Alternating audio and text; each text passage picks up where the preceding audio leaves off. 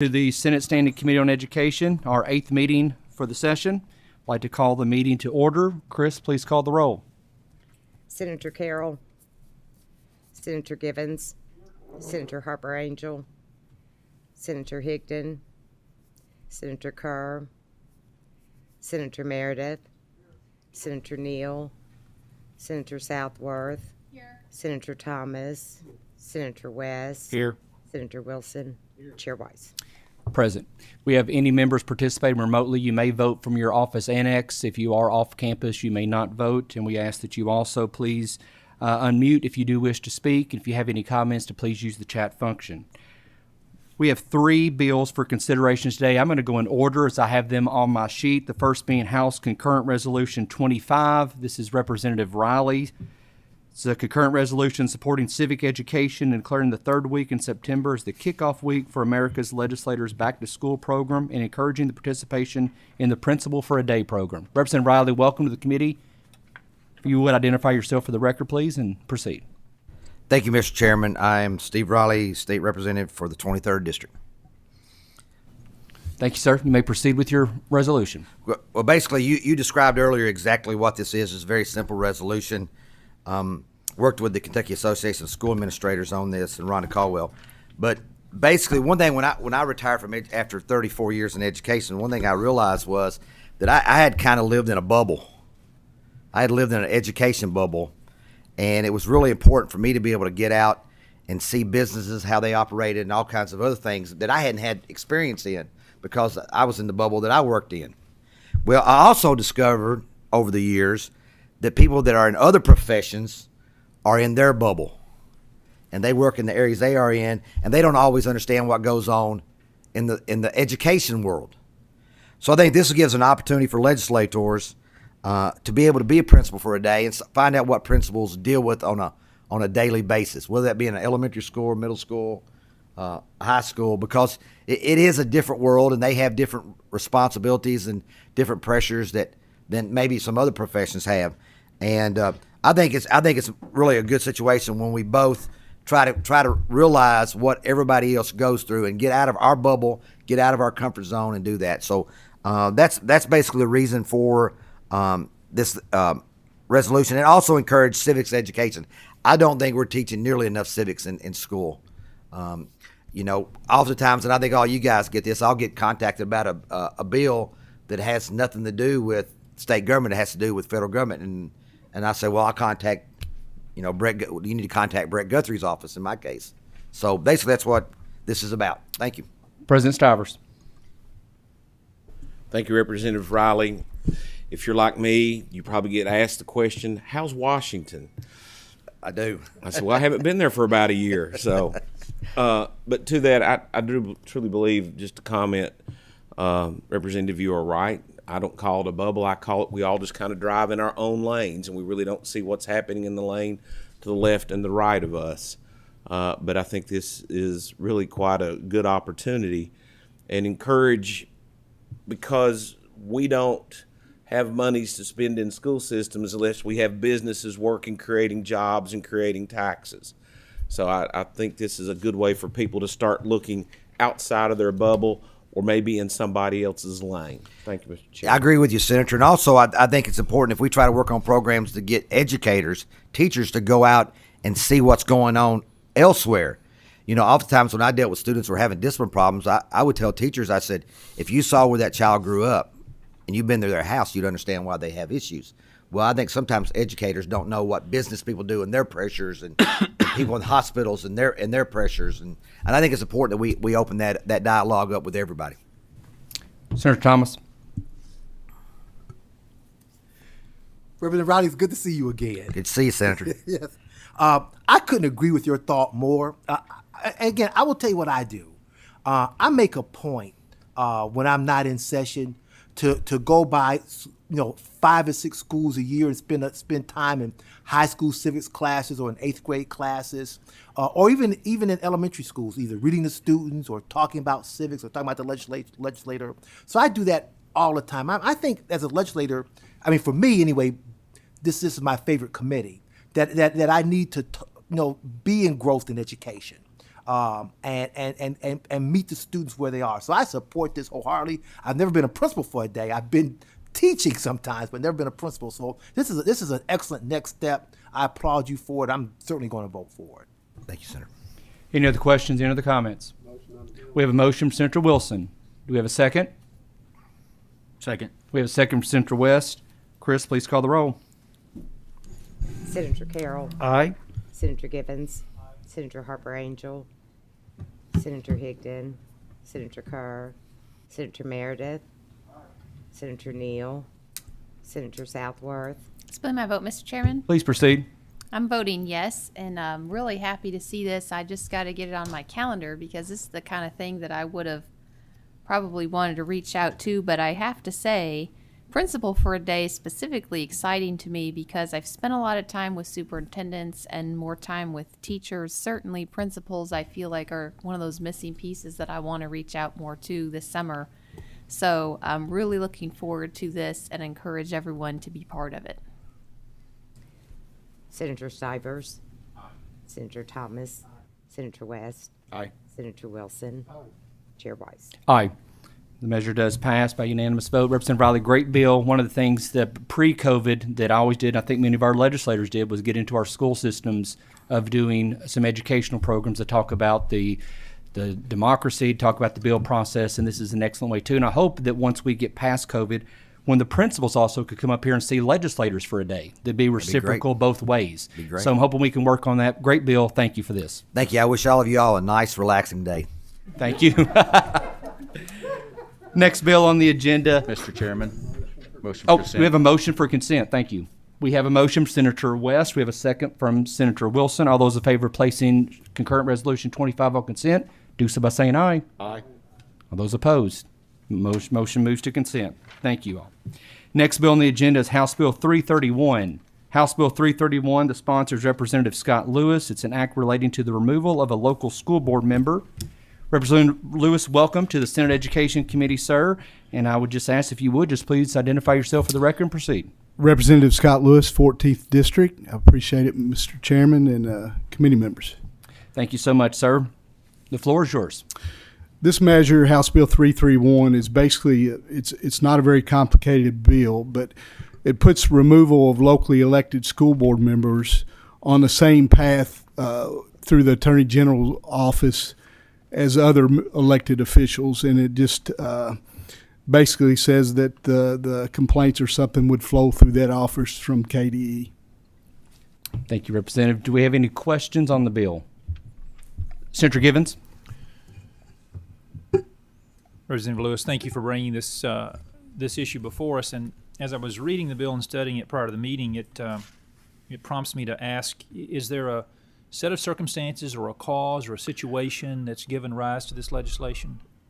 Well, I'd say it's more than one. 13 and a half years as a school superintendent, I've witnessed a lot of different things, but basically the state board may not always agree with the local boards of education on things that need to happen, whether it be their school calendar, if they're open or closed, the way they run certain situations. Me personally, as a school superintendent, I had a building that they wanted to close at one time, and the locally elected school board members didn't want that building closed. There was some pressure, I think, put on by the board and commissioner at the time, and it came down to even purchasing window air conditioned heating units as they went out. So, there's more than one, I guess, example of why I think locally elected board members should be removed by the Attorney General and not the State Board or Commissioner.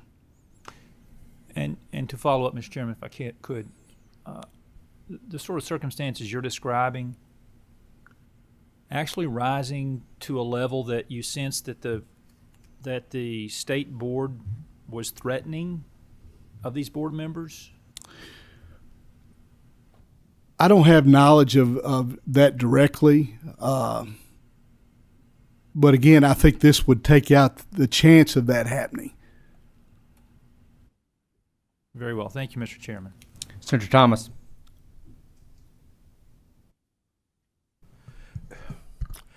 Representative Lewis, let me say that, given the hectic nature where we are, I did not have a chance to read this bill last night. I read it right before the meeting started today.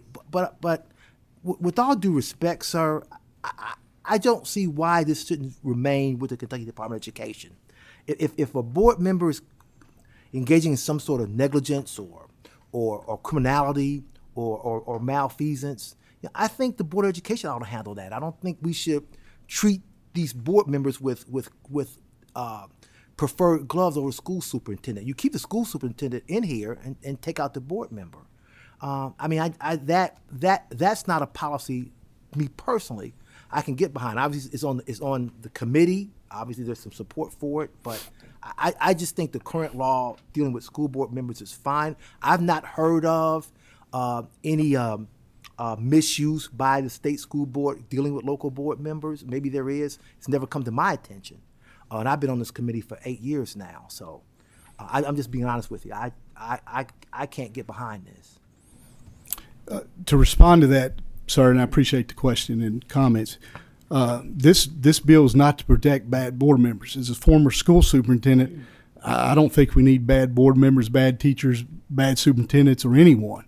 This process still allows for the removal of locally elected school board members just through the Attorney General's office or people that have a better understanding of how to remove these people and don't have to, the state board, I would think, would have better things to do than investigate or remove and take the time to remove a locally elected school board member. And that's the reason for this bill. Senator Southworth, I've got a question and a comment, Mr. Chairman. please proceed. Question first. I didn't catch the Attorney General thing here, so can you point me to the page or where we're at with relation to the Attorney General and that process?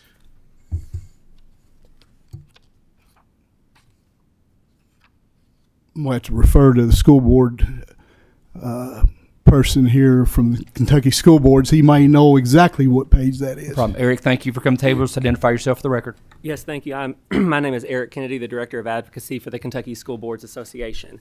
And there's actually a much older process in law that applies to most, if not all, elected officials. Sometimes we usually call it the ouster process or usurpation.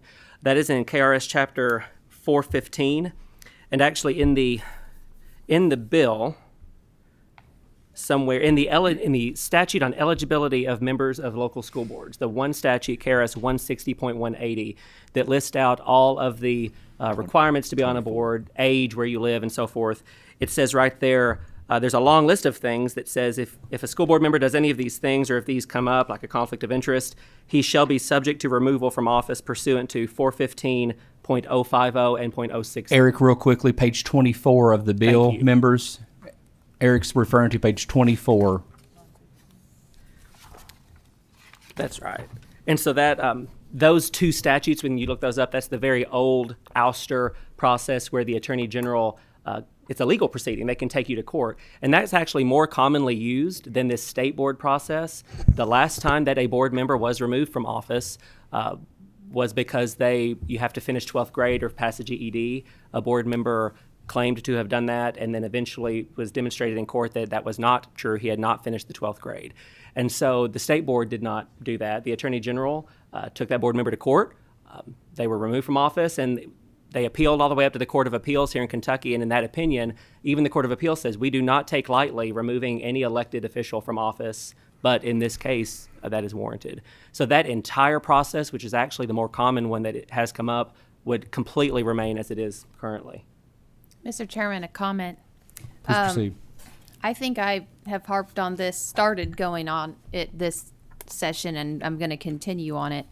When we are trying to figure out what the balance is between our local boards and our state board, our local boards are elected. The local boards, whether or not we've seen actual threats, I feel like our local school boards don't end up using the full extent of the authority that we intend to give them by making them elected officials. More often than not, it turns into, I don't know, let's ask somebody else, instead of taking up the reins like they should and being in control of our local districts. Now, if we're for local control, school boards is where it's at. And one of my goals is to empower our local school boards to actually be the ones in control of our local schools. It sounds crazy. It sounds normal, but it's not going on. And I think this is a fantastic bill because we should be extremely cautious when we think about removing someone that's been elected, whether they're a sheriff or a governor or a school board member. So I highly support this bill. Thank you. Senator Higdon?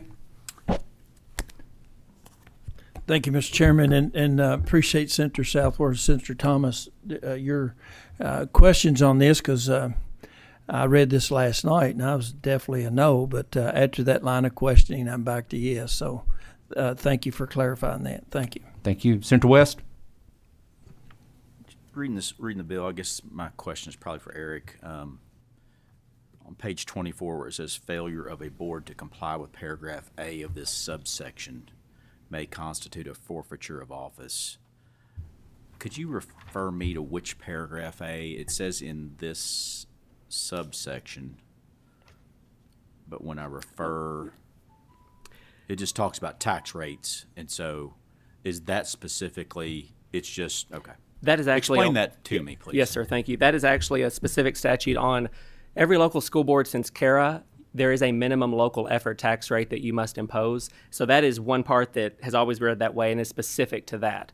Elsewhere, and I'll just read from where I separately printed out, on the eligibility statute, the reasons for a school board member to be removed from office that would remain currently as they are completely is if they are interested or become interested in any claim against the district, so any conflict of interest, if they move out of district, if they attempt to influence any matter of personnel, if they miss 3 meetings in a row, if they do not take the statutorily required training every year. There's a whole list of reasons where, and if anything makes you ineligible. So like the case I mentioned, someone had not in fact finished 12th grade. Any of those reasons are something that currently the Attorney General can seek to have you removed in court and would continue to as well. So in other words, when it says paragraph A, it's talking about taxation, but there is a list of other That's right. That's items that would be covered by the Attorney General's. That's right. They would now fall under the Attorney General. That's right, and do now and would continue to. Gotcha. Okay. And really, all of those things are they're objective reasons that are really sort of matters of fact. In the statute that this bill would change that lets the appointed state boards seek to remove someone from office, several of those reasons that are written there are kind of subjective. And that is where we have seen some things, including recently, where whether or not a school district would open for in-person school this year, which, as we know, is a very sort of subjective thing. Some communities viewed that differently. That was one instance where someone said, well, this order to close has the force of law. If a school board tries to ignore it, then we will seek to have them removed from office by the state board. That is one example of something that has come up recently. Thank you. Any other questions? Any other members? Seeing none, do we have a motion on House Bill 331? We have a motion from Senator Southworth. Do we have a second? We have a second from Senator West. Chris, please call the roll. Senator Carroll. Aye. Senator Givens. Senator Harper Angel. Senator Higdon. Senator Kerr. Senator Meredith. Senator Neal. Senator Southworth. Aye. Senator Stivers. Mr. Chair, I'm going to pass right now. There's a few other things I want to look at. Thank you. Thank you. Senator Thomas. We have a no. Senator West. Aye. Senator Wilson. Chair Watt. Aye. House Bill 331 does pass. We do have a no, so we will not place this bill on consent. But Representative Lewis, thank you for bringing this. Thank you very much, Chairman and committee. Congratulations. Thank you. The last bill on our agenda is House Bill 163. This is an act relating to teacher certification. The bill sponsor is not present this morning, has another commitment. The bill sponsor is Representative Regina Huff, but in her absence is the duly capable Chuck Truesdale from the Kentucky Department of Education. Chuck, welcome. We've seen you a lot this session in the Education Committee, so it's with no surprise our last meeting to have you back with us on the last bill. If you would, identify yourself for the record and please proceed. Good morning, everyone. Chuck Truesdell, Director of Government Relations for the Kentucky Department of Education. Mr. Chairman, is that a promise that there's no more meetings this session? As of now. Mr. Chairman, House Bill 163 is a simple bill that would allow teachers whose certification has lapsed or who have retired or are close to retirement to obtain a certificate more easily and get back into the classroom at a time when we desperately need more teachers and more substitutes for that purpose. It would simply allow those who have retired or are about to retire in the next year to get a 10-year emeritus certificate as long as they meet certain standards established by EPSB. And then for those whose certification has lapsed, they can get a 5-year exception certificate under the same conditions. We have a motion. Do we have any questions? We have a motion from Senator Higdon, a second from Senator West. Chris, please call the roll. Senator Carroll, Aye. Senator Gibbons, Senator Harper Angel, Senator Higdon, Senator Kerr, Senator Meredith, Senator Neal, Senator Southworth, Aye. Senator Stivers, Senator Thomas, Senator West, Aye. Senator Wilson, Chair White. Aye. The bill passes unanimously. Chuck, thank you. Do we have a motion for consent on the bill? We have a motion. Thank you. Do we have a second on the consent motion? Second, Senator Carroll. All those in favor of placing House Bill 163 on consent, do so by saying aye. Aye. All those opposed, motion carries. Chuck, thank you so much.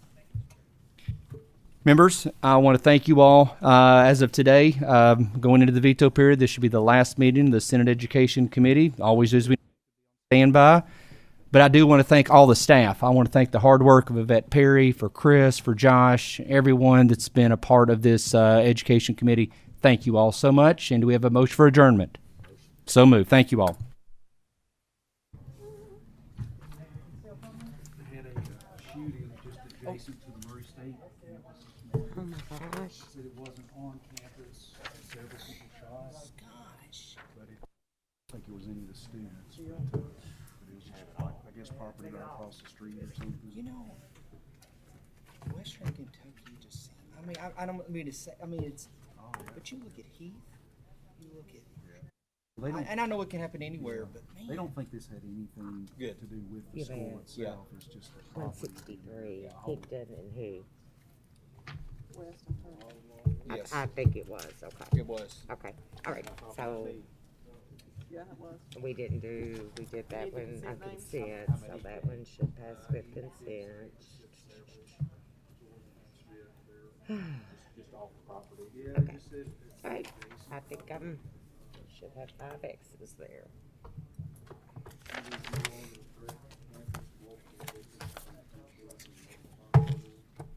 just want to live in my bubble. I just don't want to live home anymore. I forgot to thank the other staff member, Lauren. Lauren, I apologize. I didn't say your name when going through the staff members. I forgot to tell the president in the roll call. First meeting of years. Yeah, we'll say, yeah, welcome back. Yeah. Thank you. All right, guys, that's all I've got. That's a good thing. Like I said, Let me know if I something will. changes. I don't see nothing for today. I'll say that. But oh, here's the phone.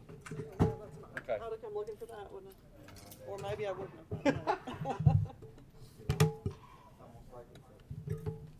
Connected at our hips. Oh, it is. Yeah.